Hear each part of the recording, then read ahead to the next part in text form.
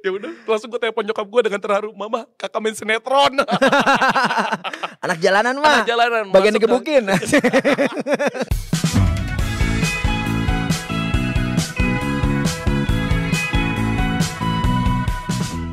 Selamat datang di Sit In Podcast GKDI. Kurang semangat. Saya Jordan yang akan menjadi host di episode kali ini. Sebelumnya jangan lupa untuk follow dan subscribe kita di semua media sosial @GKDI Official. Kali ini kita akan ngobrol-ngobrol nih dengan bintang tamu yang luar biasa ya, sahabat kita ya, teman saya juga ya. Bintang sinetron dari Anak Jalanan dan Anak Langit. Street Kid. Street Kid ya. Sama apa nih? Sky Kid sih. Oke. Di episode kali ini kita akan membahas tentang perjalanan hidup dan mimpi Bilian Waikan. Banyak banget ya, banyak ya. Di Banyak. belakang ini banyak ya, di belakang. Enggak sih. Begitulah ya cara pertemanan kita ya nggak bro? Masuk dong. Mantap. Halo. Masih aja. Astaga. Oke ya. Kita mau lebih kenal banget nih sama Siap. Bapak Pendeta Billy ya. Waduh. Panggilannya udah beda ya sekarang Udah ya. beda ya sekarang ya. Aduh ya. Tapi denger-denger ya, Billy memang dari dulu, dari kecil tuh udah punya impian untuk jadi pendeta ya. Puji Tuhan, iya. Dari kelas berapa sih, Bil? Maksudnya Bahkan belum sekolah bang. waktu belum sekolah udah pengen Belum. pendeta, kenapa tuh kira-kira? Singkatnya karena ya puji Tuhan ya, gue punya orang tua yang sangat cinta Tuhan. Dan gue benar-benar sangat terinspirasi karena nyokap. Jadi nyokap gue itu yang dimana saat ya kita lagi ada dalam kondisi yang struggle keluarga, tapi di momen itu malah hubungan nyokap sama Tuhan sangat baik, dan itu menginspirasi gue saat kecil ngeliat dia setiap hari saat teduh. Waduh ya, berarti bersyukur banget ya. Betul. Justru karena di masa-masa sulit, Billy bisa melihat bahwa keluarga itu bukan yang keluarga pengeluh gitu ya. Betul. Bukan yang ngeluh gitu, oh Tuhan kenapa saya begini, saya Betul banget, begitu gitu ya. Tapi mama gue emang bukan tipe orang gitu, Mang. Mantap. Sedangkan saat kita lagi keadaannya lagi nggak oke, itu jarak keluarga kita, maksudnya keluarga besar yang ada di daerah itu nggak lebih dari 1 kilo. Tapi mama gue selalu punya komitmen bahwa adalah dia sudah berkomitmen sama bokap gue yang lagi benar-benar saat itu juga lagi berjuang, tapi dia nggak mau bahwa kondisi itu melibatkan orang lain atau melibatkan orang lain, karena mereka tahu bahwa tanggung jawab mereka terhadap kita anak-anaknya ya tanggung jawab dia sama Tuhan juga. Itu yang benar-benar gue sangat terinspirasi banget dari nyokap dan bokap. Oh jadi bener-bener ini ya, bener-bener keluarga lo itu bener-bener bisa menginspirasi lo. Iya. Dan lo bisa melihat Tuhan ya, Yesus itu hidup dari bokap nyokap lo gitu. Betul ya. banget. Itu yang membuat lo terinspirasi mau jadi pendeta ya. Betul, betul. Dan yang bikin gua meyakinkan diri benar-benar ada Tuhan Yesus adalah di mana pas ya krisis moneter terjadi, bokap gua kan mau mencoba dengan tabungan yang ada, dia mau buka usaha lain tapi di kampung halaman. Nah, di momen di mana kita lagi struggle kehidupan, ada satu momen nyokap gua tuh harus mencuci baju tetangga untuk menafkahi kita gitu kan, dan baju kita tentunya. Tapi di saat itu lagi hujan deras. Lalu gue refleks aja sama seperti mama gue lagi doa ke Tuhan saat teduhnya dia. Gue ngomong kayak, Tuhan Yesus tolong dong, ini kasihan mama lagi nyuci baju, tolong hentikan hujannya, jangan sampai hujan gitu, kasihan mamaku. Dan ya gue ngerasa bahwa itu adalah Tuhan, bukan karena iklim. Tiba-tiba dalam hitungan menit itu kayak panas gitu bang. Dan langsung gue bilang, oh bener ada Tuhan Yesus. Itu bener-bener, apa-apa gue ngomong ke Tuhan Yesus. Baru gue bener-bener kayak mama gue udah mengenalkan gue juga dengan Kids Kingdom ya, atau sekolah minggu. Di situ gue ngelihat kalau hari Minggu pun ibadah kok pendeta di mimbar itu kayak sangat menurut gue kayak terinspirasi lah. Keren banget ya. Betul-betul. Jadi lo mengalami spiritual journey, perjalanan spiritual sama Tuhan tuh dari kecil. Lo berdoa, Tuhan jawab. Betul. Itu kayak gue tuh. Gue pengen punya adik cewek, pengen berdoa gitu kan. Dulu film-film banyak tuh adik kakak, cewek ya. Pengen punya adik cewek, Tuhan kasih adik cewek. Mirip kayak lo tuh. Ya kan bener kan. Makanya jadi pendeta kan. Iya. Masuk ya. Tapi menarik ya. Waktu beranjak dewasa ya, mulai remaja itu kan ya pasti lo mulai mengarahkan pikiran lo, mindset lo gitu ya, atau mulai cari-cari lah pasti sekolah pendeta gitu. Betul. Ya. Itu sempat masuk sekolah pendeta atau gimana tuh? Iya, jadi bang dulu tuh gue udah cukup mungkin exposure gue untuk mencari tujuan gue untuk masa depan sudah ada gitu. Jadi pas di SMP gue udah mulai memperkenalkan diri gue kepada para pelayan di gereja gue sebelumnya, dan saat itu juga gue dapat exposure untuk bagaimana caranya. Dan kebetulan ada salah satu orang dari daerah keluarga nyokap gue, bokap gue yang dari kampung itu kayak membuka lowongan lah beasiswa buat anak-anak yang asal dari daerah yang sama gitu, untuk kalau mau sekolah dapat scholarship atau beasiswa. Dan akhirnya gue benar-benar terinspirasi. Pas SMA itu ternyata gue udah persiapkan semuanya, kan kita selalu untuk sebelum lulus kita mempersiapkan UN yang benar, nilai tryout dan lain-lain itu ya. Jadi gue kumpulkan dengan baik dengan nilai-nilai gue yang gue benar-benar usahakan sebaik mungkin. Puji Tuhan saat itu gue udah kumpulkan dan gue tinggal serahkan ke orang tua. Nah, terutama ke bokap, ternyata tidak dapatlah persetujuan yang benar-benar mensupport gue gitu. Jadi berbanding terbalik. Udah diterima berarti? Belum diterima, tapi sudah termentionkan bahwa gue akan mau sekolah bersama di tempat itu. Tapi tidak dapatlah jalan itu. Oke. Karena keluarga nggak setuju. Ya, lebih tepatnya bokap. Pak, aman kok. Itu bikin saya jadi semakin semangat sama Tuhan. Ditolak masuk untuk sekolah teologi ya? Iya. Papa maunya mau jadi apa sih sebenarnya? Ya, gue yakin juga Bang bahwa setiap keluarga, orang tua itu selalu memproyeksi anaknya mendidik dengan cara yang baik. Gak ada yang salah, betul. Semuanya gitu ya. Jadi mungkin bokap gue dan nyokap ya punya mimpi yang berbeda gitu ya dengan gue. Dan gue juga udah pahami setelah gue udah dewasa juga Bang. Jadi gue maklumi keadaan itu terjadi. Bokap gue pengen banget gue jadi seorang guru untuk bisa membangun daerah kita juga. Terutama guru IT. Itu kenapa bapak gue udah masukin gue ke SMK yang sekolahnya udah berbasic IT. Itu yang bikin bokap gue pengen banget, karena opa gue sendiri juga adalah seorang yang cukup sangat luar biasa melayani negara dengan membangun sekolah-sekolah rakyat dulu di daerah gitu. Jadi gue berasal dari Maluku Tenggara Barat gitu, dan opa gue juga. Nama ininya apa? Nama daerahnya? Tanimbar. Ya. Oh iya. Nah, tapi semenjak ditolak itu ya, tapi gak jadi guru juga ya? Gak jadi guru. Guru sekolah minggu iya. Oh, guru sekolah minggu. Oke. Terus Billy waktu itu mengejar ya mimpi yang lain selain jadi pendeta gitu kira-kira ya. Nah, itu mimpinya tuh kemana itu ya? Jadi mau biasanya kan kalau nggak jadi guru juga berarti ada pembuktian ya, yang ingin membuktikan bahwa Billy mau kayak gini nih ya. Nah, itu biasanya ada begitunya tuh. Betul Bang. Ya, masa kecil mungkin gue lumayan dibilang kayak anak yang suka pelayanan lah ya. Jadi terekspos dengan keberanian di muka umum mungkin ada. Cuma tadi sebelum gue ke mimpi lain, tadi karena gue udah dapat penolakan, ego anak muda ini kan sangat membara gitu kan, sesuai dengan mimpi. Gue mencoba mencari jalan untuk bisa tetap sekolah teologi. Ternyata tidak sesuai dengan teologi yang apa yang gue harapkan sebelumnya. Gue jadi sekolah di mana bukan sekolah teologi yang gue tempuh seharusnya. Di sekolah universitas yang lain, tapi gue masih di tahap namanya prakuliah. Prakuliah di mana kayak kita bisa bekerja di instansi sekolah itu, dan kita juga bisa bersekolah di sekolah itu. Jadi gaji yang kita dapat ini untuk pembayaran sekolah. Betul. Nah, cuma itu jauh banget dari pertentangannya sama orang tua. Orang tua udah tentang gue yang gak mau sesuai sekolah, ini lebih gak setuju lagi Bang. Bahkan bokap gue benar-benar sangat sedih, yang sampai akhirnya bokap gue sampai jatuh sakit, kurus, dan akhirnya itu yang bikin gue juga mau pulang. Karena gue ngerasa kalau mau melayani Tuhan kayaknya harus rekonsiliasi dulu sama keluarga dengan benar kayak gitu. Karena biar lebih bisa mencerminkan sebagai seorang pelayan yang benar gitu kan, bukan mengorbankan keluarga tapi menolong orang, kan sama aja jadi batu sandungan. Betul.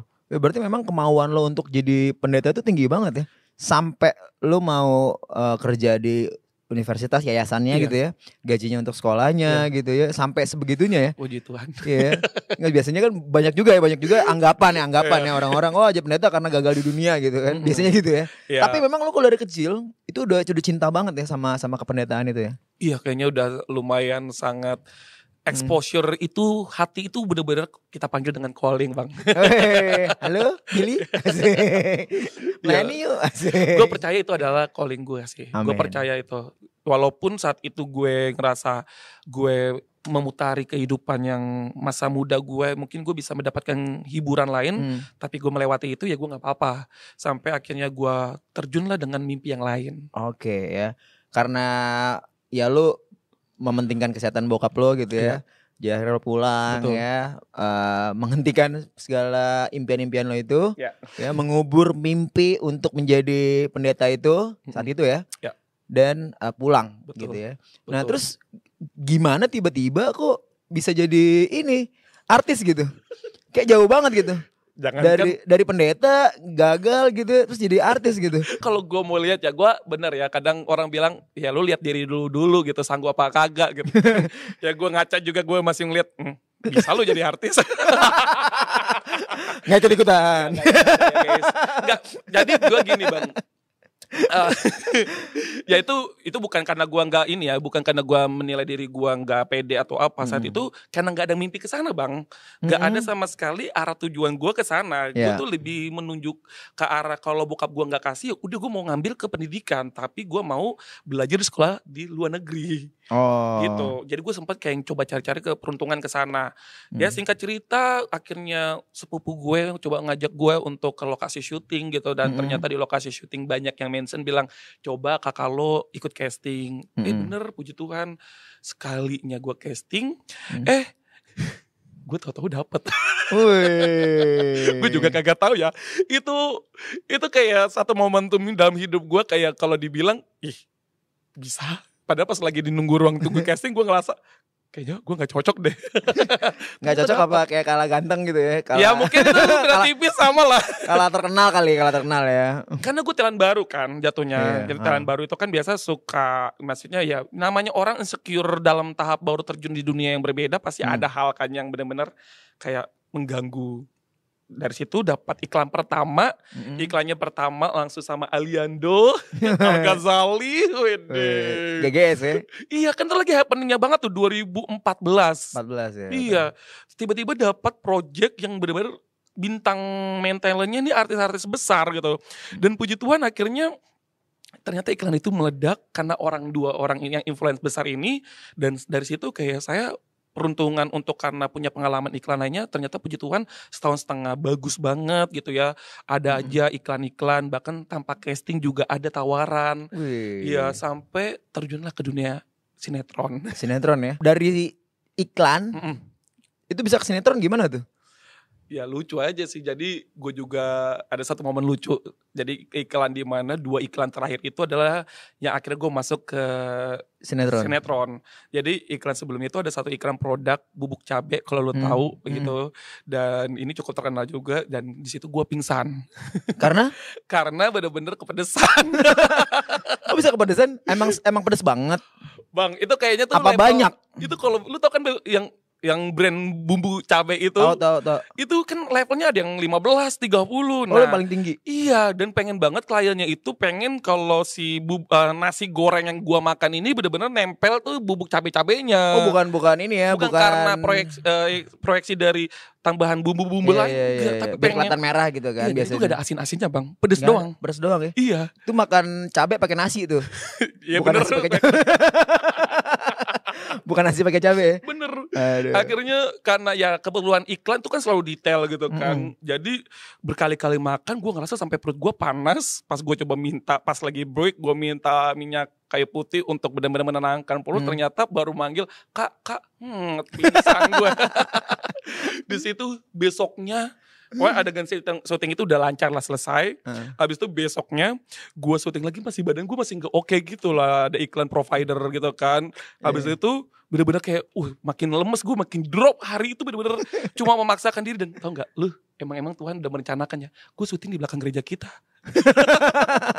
Adegan gue bawa Vespa itu di belakang MK. Iya, sampai di gedung pertigaan situ ada satu gedung rooftop, kita pakai adegan di situ. Mantap. Lucu banget ya, gue cocokologi aja. Mistik juga loh. Enggak ya. Nah, adegan itu bikin gue makin drop. Pulang gue demam. Akhirnya besok paginya tiba-tiba gue bangun sekitar jam 11-12 gitu lah. Tiba-tiba karena ada telepon. Dan ternyata teleponnya itu datang dari salah satu agensi iklan yang sering banget kasih gue project. Dan akhirnya ditulisnya di situ, sekarang lu datang ke lokasi Taman Mini, Museum Prajurit, lu harus ikut anak jalanan. Hah? ini apa gitu, karena gue sorry banget, gue bukan penonton sinetron emang gitu. Jadi saat itu ya pikiran gue, mungkin gue ada satu project iklan yang talentnya mungkin gak datang digantikan sama gue. Jadi gue udah minta tolong mama gue untuk siapkan baju-baju yang tanda kutip biar kesannya jadi kayak anak pinggir jalanan, anak jalanan gitu kan. Gue udah tancap gas naik motor sampai Taman Mini, gue lihat loh kok ada Stephen William gitu kan. Udah terkenal tuh dia tuh. Terkenal banget kan pas masa gue masih SMA itu kan gue juga nonton juga gitu. Terus kok ini artis-artis besar orang tuanya juga ada. Dan berarti gue gak pernah ada iklan yang benar-benar artisnya itu banyak banget gitu. Oh jadi lu nganggap itu iklan ya? Itu iklan tapi jadi anak jalanan gitu? Iya jadi anak jalanan. Mungkin apakah saat itu kan memproduksi bahwa mereka lagi ada kegiatan sosial atau apa adegannya gitu pikiran gue gitu kan. Ternyata gue nanya security, ini iklan produk apa Pak gitu kan. Pak securitynya bilang enggak, ini sinetron. Wah, sinetron. Nggak pakai casting tuh? Gue datanglah ke ruangan itu kan. Pas casting nunggu lama banget bang, sampai jam 8 tiba-tiba sutradara datang. Ditanya, lu bisa bawa motor gede gak, kopling gak? Bisa gitu kan.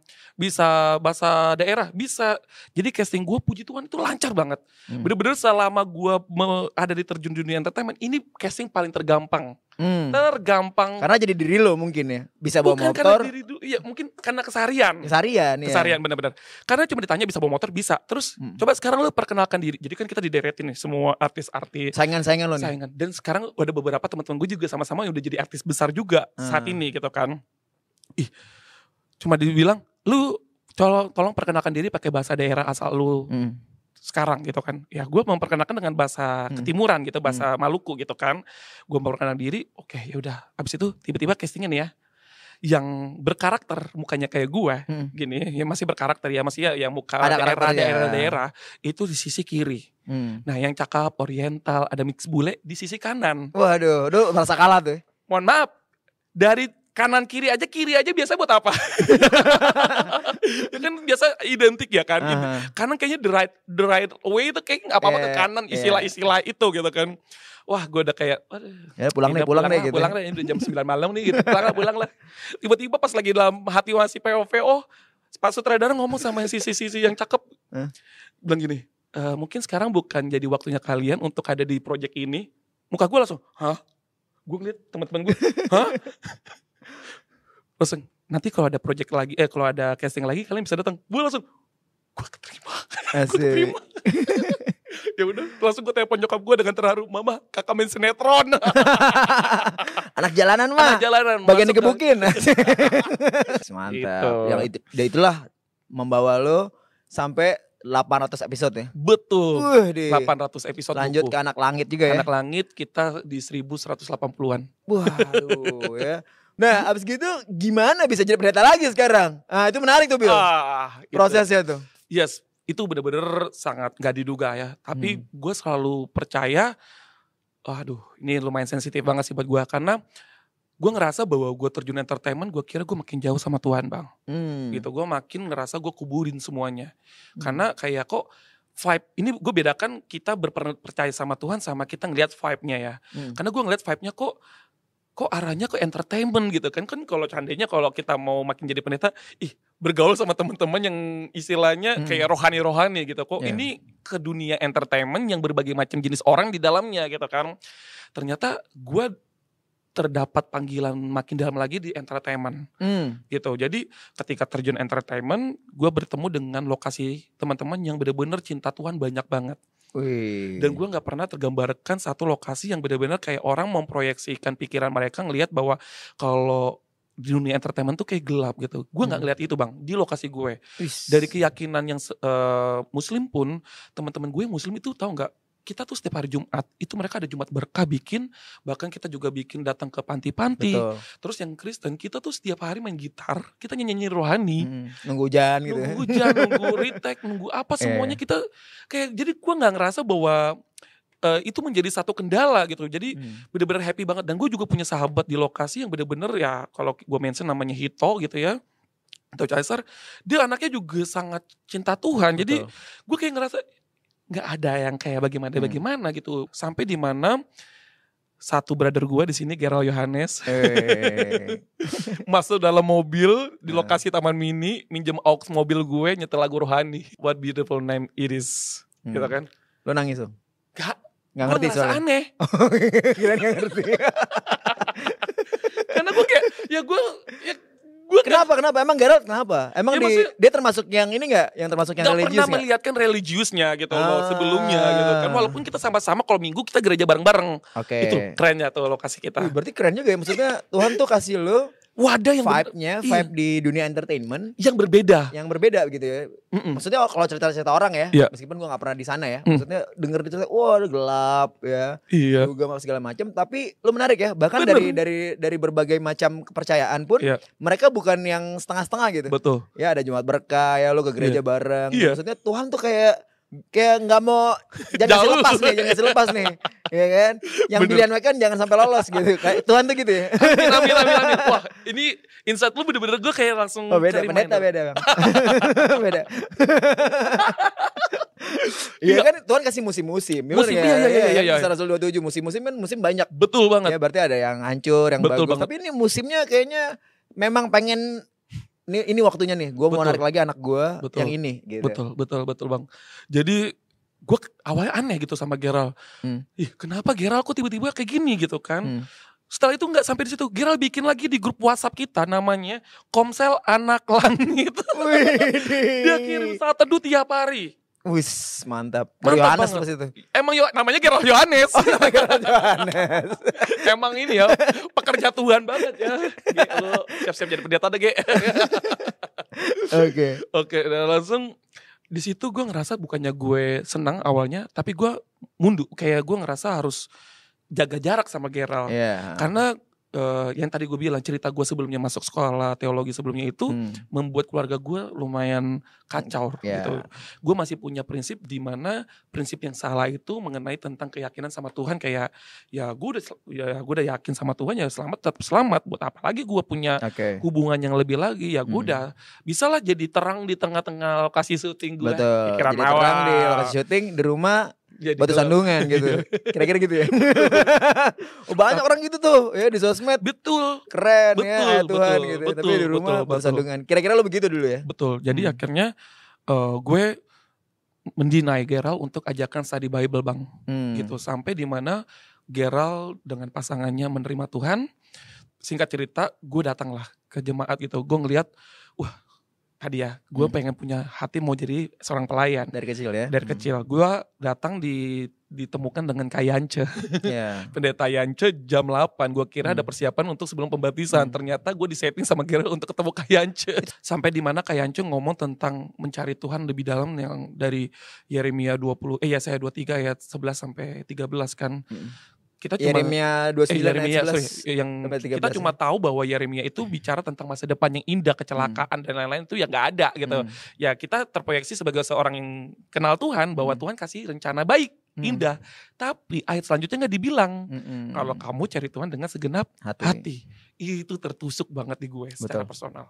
Ternyata hari itu siang itu gue ketemu dengan jemaat yang juga makin hangat. Itu bikin gue kayak makin kayak tau gak lo bang, kayak kok kalau api tuh kayak korek tuh cek gitu, kayak bikin makin terang, percik sampai akhirnya kebakar. Makin siang itu ketemu kok ini jemaat apa kok masih duduk ngobrol saling encourage, saling ngomongin Tuhan gitu. Gue sampai kayak ini gereja apa gitu, ini komunitas apa gitu. Wah gue ngelihat ini benar-benar cinta Tuhan semua orang-orang. Berarti yang gue bilang gereja bukan fisik itu benar. Dan lo bisa melihat Tuhan itu hidup di orang-orang, di orangnya ya, bukan di lagu doang. Betul, bukan di pendetanya doang. Betul. Tapi di jemaatnya itu menarik ya. Menarik banget. Itu gue bener-bener selama gue ya hidup sebagai seorang yang kenal Tuhan, kita nggak ada lagi obrolan yang nggak yang saling menusuk gitu atau ya, saling apa gitu di luar itu. Tapi kamu ditanya kamu bagaimana minggu ini, itu hampir semuanya. Woi bagaimana bro, bagaimana sis, minggu ini aman sehat ya, wah Tuhan bagaimana. Kayak ini ya, kayak bener-bener di Roma ya, dia bilang kalau yang bersedih, yang berduka ya bareng kita sedih. Gitu ya, yang orang seneng kita seneng gitu ya. Betul. Kalau di dunia kan beda kan. Betul. Di dunia kan orang sedih kita seneng. Betul. Orang seneng kita ini nyinyir. Jadi, itu bener tuh, gue ngerasa gitu tuh. Ini kok di sini semua ada orang dapat kerjaan, semua merayakan gitu ya. Semua merayakan. Iya. Dan firman Tuhan yang dikatakan bahwa orang-orang yang kumpul di sana sedang belajar, maka orang-orang itu disebut sebagai seorang Kristen. Itu kan panggilan Kristen pertama. Betul, karena Antioquia, mereka ya. lagi di Antioquia itu kan orang karena lagi saling bersama-sama, bercircle ini mereka sering ngomongin Tuhan. Betul. Gue ngeliat di situ bang, kayak Betul. wah ini bener-bener kayak gue ngerasa bahwa Tuhan makin direct gue. Oke Bill, lo boleh melihat segala sesuatu yang ada tersedia di dunia ini gitu. Tapi gue mau kasih satu jalan buat lo ya. Lu udah ngomong sama gue nih. Dulu Berapa nih. belas tahun yang lalu kira-kira tuh? Lebih bang, gue bermimpi di umur 6 tahun. Oh iya benar, dari kecil ya, dari kecil dari banget umur ya. 6 tahun sekolah ke 7 tahun. Gue saat udah mulai pertobatan gue di umur 25. Itu mantap. Ya cuman menarik nih, bapak lu setuju gak? Iya dong. Nah, halo. itu dia bang. Gue sejujurnya gue sangat gue kan cinta keluarga banget ya. Gue sayang keluarga gue gitu. Maksudnya karena dibangun dengan hubungan love keluarga itu. Betul. Jadi gue selalu pengen bahwa semuanya tuh harus baik gitu bang. Ya. Di challenge di mana gue ketika mau harus bertobat, ya gue bertobat. Gue harus rekonsiliasi sama bokap gue harus rekonsiliasi. Saat itu di mana momen gue harus ketemu bokap. Tapi saat itu ternyata bokap gue lagi demam. Jadi gue gak bisa ada pertemuan secara langsung. Tapi gue ditanya langsung sama pembimbing gue kayak Ance, yaudah lu boleh dong texting dia. Gue texting bahwa gue bilang, "Pa, gue pernah menyimpan, gue kan di rumah manggil kakak pernah menyimpan kepahitan sama papa selama lumayan belasan tahun. Mungkin karena kakak nggak tahu dan nggak mengerti sesungguhnya apa yang papa lakukan. Setelah saya tahu, ya saya minta maaf Pak. Saya lagi belajar firman Tuhan, saya tahu kalau saya menyimpan kepahitan ini, saya juga berdosa sama Tuhan. Dan itu menyangkut pautkan bahwa saya nggak bisa selamat sama Tuhan nanti. Gitu. Jadi di situ saya mau minta maaf gitu. Bapak gue responnya sangat puitis sekali. Dia bilang saya kira itu udah selesai Kak. Dia bilang gitu. Ternyata kamu mau meminta maaf. Ingat aja setiap kita punya lembaran buku yang kita coret. Tapi kita punya lembaran lain yang kita buka halaman selanjutnya. Mantap. Untuk langkah yang baru. Dari situ kita bagus. Dan dimana tantangan gue untuk menerima Tuhan secara deril sebagai seorang murid dalam baptisan. Bokap gue juga ngerasa itu penolakan. Bokap gue merasa ya gue yakin bokap gue juga punya rasa kekhawatiran. Balik lagi ya bokap gue sayang juga sama gue. Gue yakin setiap orang tua punya satu tantangan untuk ngeliat perubahan anaknya. Termasuk bokap gue melihat gue. Itu yang bikin artinya bokap gue juga punya rasa kekhawatiran dan ketakutan pada gue yang mungkin penyampaiannya berbeda. Gitu yang akhirnya adalah kesinggungan lagi, jarak lagi. Tapi gue tahu karena gue mau belajar sama Tuhan, gue juga harus berdamai sama keluarga gue. Gue nggak boleh nunjukin gue makin jauh sama keluarga. Gue harus kasih love yang lebih lagi sama keluarga. Akhirnya gue bangun yang seharusnya ke kosan, pulang dari lokasi syuting, pulang ke rumah. Rumah lo jauh Depok kan? Iya Depok. Saat itu lokasi kan masih di Taman Mini kan. Iya kosan kan maksudnya sekitar situ. Ya benar-benar Taman Mini kan, Depok. Dan durasi pekerjaan kita kan lumayan padat saat itu ya kan. Jadi ya gue benar-benar menyangkal diri gue untuk benar-benar gue mau kasih waktu untuk keluarga gue. Bahwa ketika gue jadi murid Tuhan, gue gak akan jauh dari kalian. Bahkan gue benar-benar kasih waktu dan sayang gue dan gue mau jadi berkat juga buat papa mama gue. Gitu. Jadi bedanya dari dulu. Lu dulu mau sekolah pendeta. Gue menjauh. Iya menjauh dari keluarga ya. Makanya tadi tuh mau jadi pendeta tapi batu sandungan di keluarga. Nah ini bedanya ya bahwa yang sekarang ini justru sebelum jadi pendeta ya. Jauh sebelum jadi pendeta. Ya, lu menunjukkan pertobatan itu. Amin. Ya supaya apa? Supaya orang bisa merasakan Tuhan juga gitu. Amin. Di keluarga lu tuh bisa ngerasain Tuhan juga. Tapi bukan itu tujuan utamanya. Tujuan utama adalah hubungan lo pribadi sama Tuhan. Kira-kira gitu. Itu yang keren banget ya. Yang banyak kita miss the point adalah kita tuh mau melayani Tuhan. Ya, jadi kita harus tinggalin semuanya gitu. Enggak. Bukan soal itu. Bukan itu ya. Kita harus justru makin merepresentasikan Tuhan dimanapun kita berada. Kebetulan yang paling banyak ya Bill ya, yang gue lihat paling sulit sama keluarga lo. Gue nyokap gue susah. Maafin nyokap gue, maafin bokap gue tuh susah. Ya tapi kalau untuk pelayanan, woi kayak kita oke banget di luar ya. Pelayanan rajin nih, ya. Tapi nyokap gue ngeliat gue, ya apaan sih lo? Gitu. Itu yang mungkin di sini kita belajar dari Billy ini ya. Kita belajar dari Billy ini bahwa merepresentasikan Tuhan itu bukan cuma dengan pelayanan. Ya pelayanan itu bagus, tapi dalam kehidupan sehari-hari 24 jam 7 hari. Amin. Gitu ya. Betul. Nah terus sekarang kan udah jadi pendeta berapa tahun? Setahun belum ya? Belum Setahun ya, 6 bulan. 6 bulan ya. Resmi nih. Lu langsung mention gue jadi pendeta, kayak orang langsung ini kayaknya langsung pronounce pertama nih nanti. Iya benar dong ya pendeta. Nggak, tapi kan kita kan jadi pendeta kan nggak harus sekolah pendeta gitu ya. Betul. Pendeta itu kan bukan cuma pekerjaan gitu ya. Ada pekerjaan dan kehidupan hari-hari kita. Betul. Gitu ya. Dan lu semenjak jadi murid Yesus yang benar gitu ya. Lu pun udah jadi pendeta sebenarnya. Amin. Menginjili orang. Betul semua. banget. Bukan kebetulan ya. Setahun 6 bulan yang lalu memutuskan untuk memberikan hidup lu untuk Secara jadi pendeta secara full ya. Nah itu sebenarnya sudah terjawab sih dari podcast yang dari menit-menit sebelumnya. Karena lo pengen jadi pendeta dari kecil. Betul. Dan Tuhan menangkap lo di umur 25 tahun. 25 tahun ya. Wah. Jadi pelayan di umur 35 tahun setelah jadi pertobatan lo ya. Iya. Ya jadi dalam 5 tahun ini kenapa lo mau jadi pendeta lagi? Itu yang bikin gua titik balik banget Bang, yang sama Tuhan adalah 2022 di mana Covid, pekerjaan gua kosong, pendapatan gak masuk, cuma endorsan doang. Ya dulu endorsan kita kan gak bisa gede-gede, orang juga lagi nyari duit juga kan karena Covid kan. Gua ada tabungan dikit banget. Saat ada teman kecil gua belajar firman Tuhan dan dia di beda kota, gua harus pergi ke Bali Bang dengan duit yang seadanya. Gua berangkat pas biasa kan kalau kita mau landing di Bali kita ngelewatin tol laut itu di atas laut itu kan. Gue nangis Bang. Gue bilang kayak telepon ke Kayanca, gue ngomong. Ada tisu gak? tisu. Gue ngomong kayak, Kak, gue ngapain gue kesini gitu. Gue ke Bali cuma buat ngebaptis teman gue ini. Gue bisa aja percayakan pendeta di sana untuk ngebaptis dia gitu. Tapi kenapa gue yang terjun langsung? Gue ngerasa bahwa amanat agung itu benar-benar, amanat agung itu benar-benar gue rasakan langsung dalam diri gue, langsung gue alami gitu. Dan gue benar-benar langsung untuk teman kecil gue yang kayak kita grow up kenal bareng gitu ya kan. Akhirnya dia jadi murid Yesus, dia menginjil para teman-temannya sampai di mana dia menginjil rekan dia yang lama di Jerman, dan sekarang Jerman kurang lebih murid Yesus kurang lebih ada 20 orang. Betul. Dan salah satu partnernya dengan ministry lu juga gitu kan, Bro Boy kan. Itu kalau dibilang pergilah dan jadikan segala bangsa Bang. Dari yang satu orang yang gue datang menyangkal diri gue dengan keadaan yang lagi terbatas. Gue datang ke Bali, ternyata orang-orang yang di Jerman menerima Tuhan. Bahkan suami-suami mereka yang dulu gak kenal Tuhan jadi murid Kristus.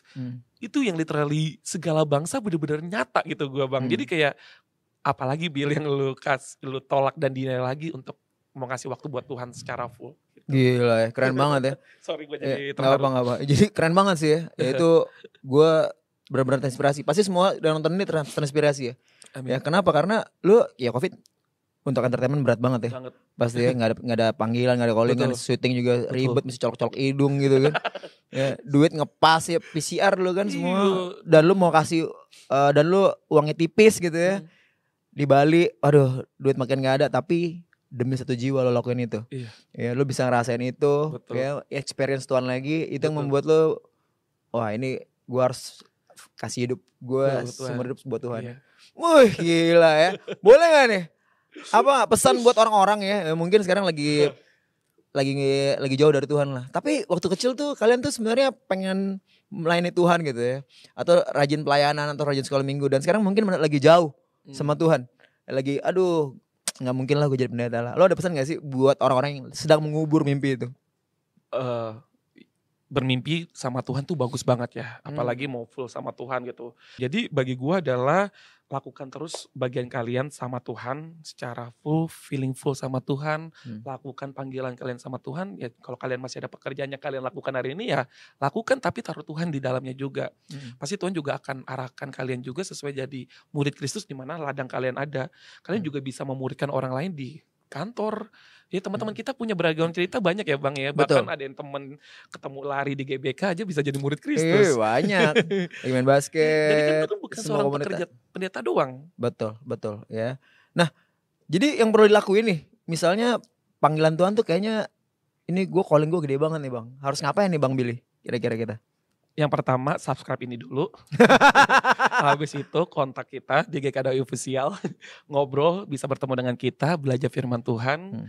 Dan ya sharing aja. Kalau kalian punya hati untuk benar-benar full sama Tuhan, ayo kita belajar jadi murid Kristus biar nanti kalian bisa merasakan banyak jernih waktu sama Tuhan lebih dalam. Betul ya. Dan ini bukan cuman buat teman-teman yang mungkin lagi ngubur impiannya, tapi Betul. buat teman-teman mungkin ya yang hari ini sedang stuck ya. Bukan dalam duniawi ya. Bukan karena kerjaan, bukan karena apapun, tapi karena kayak ngerasa hidup kok gini-gini aja. Dan kalian butuh Tuhan. Ya karena kalian tahu Tuhan itu adalah unlimited gitu. Betul. Yang bisa memenuhi hidup kalian ya. Bisa hubungin admin kita ya, subscribe, bisa message juga di semua sosial media kita ya. Dan yang mudah-mudahan ya, kalau kata di Kisah Rasul 27, mudah-mudahan Tuhan menjamah kita semua. Amin. Ya, dan buat kalian yang butuh konseling, tertarik dengan Bible Study atau mau gabung komunitas, langsung aja hubungi kontak yang ada di deskripsi. GKDI hadir di 41 kota di Indonesia. Kita bisa bantu kalian connect dengan komunitas terdekat. Dan kalau obrolan di Sit In Podcast ini bermanfaat, jangan lupa share ke teman-teman kalian dan pastikan untuk subscribe media sosial kita di @GKDI_official di YouTube, IG, dan TikTok. Sampai jumpa pada Sit In Podcast GKDI episode berikutnya. God bless you guys.